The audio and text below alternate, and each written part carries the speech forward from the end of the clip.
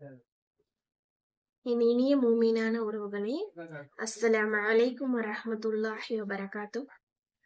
அன்பார்ந்த நல்லடியார்களே, நம்ம மாநபியோட உத்தம நபியோட வாழ்க்கை வரலாறு பார்த்துட்டு இருக்கோம். தொடர்ந்து பார்க்கலாம்.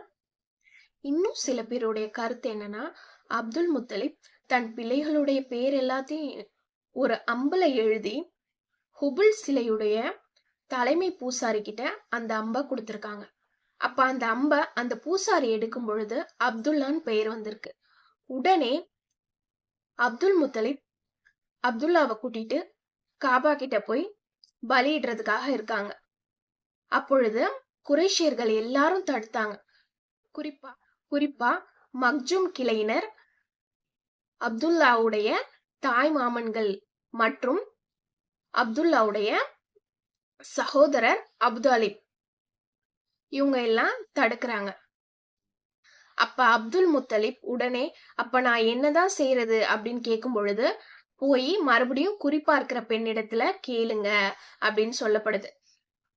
குறிப்பார்க்கிற பெண் என்ன சொல்றாங்க அப்படின்னா, நீங்க ஒரு சீட்டுல அப்துல்லாவுடைய பெயரையும் மற்றொரு சீட்டுல ஒட்டகையுடைய பேரும் எழுதி போடுங்க. அப்துல்லாவுடைய பேர் ஒட்டகைகளுடைய சீட்டு வரும் வரையில் அதை 10 அதிகரித்து செல்லுங்க. இறுதியா 100 ஒட்டகைகள்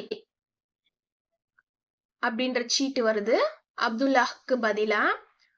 அந்த காலத்துல ஒரு உயிருக்கு நஷ்ட ஈடு 10 ஒட்டகைகளா இருந்தது.